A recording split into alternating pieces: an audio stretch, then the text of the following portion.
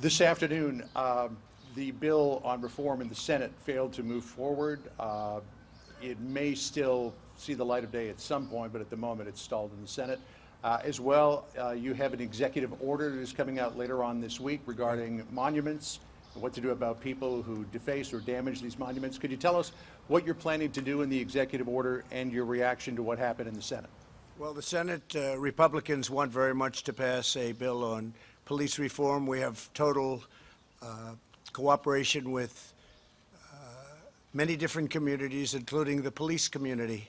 They want it very much to happen themselves because there are things that they agree to that they would like to agree to, and they would love to have it agreed to formally. The Democrats don't want to do it because they want to weaken our police. They want to take away immunity. They want to do other things that you know about as well as anybody in this beautiful field that we sit. They want to take away a lot of the strength from our police and from law enforcement generally, and we can't live with that. We can't live with that. This is a great bill, strongly endorsed by, as you know, Tim Scott, who's terrific, who is a terrific man, great senator, South Carolina, and Mitch wants it to happen. I would like to see it happen, but we won't sacrifice. We won't do that. We won't do anything that's going to hurt our police. The police, you know, we have a record this year on crime, a record positive rating on crime this year, the best. And you hear about certain places like Chicago, and you hear about what's going on in Detroit and other cities, all Democrat run. Every one of them's Democrat run. 20 out of 20, 20 worst, the 20 most dangerous are Democrat run. We have one city or two cities in particular, worse than Honduras, worse than Afghanistan, and these are cities within the United States, Democrat run, radical left run. You see what's going on in Seattle, you see what's going on in other places. Seattle of all places, who would even think that's possible? 20 out of 20. The Democrats want to weaken very substantially our law enforcement and our police. And frankly, they want to defund largely, at least largely. There are some that want to defund and abolish our police, if you can believe that. And we're not letting that happen. So if nothing happens with it, it's one of those things. We have different philosophies. They want open borders.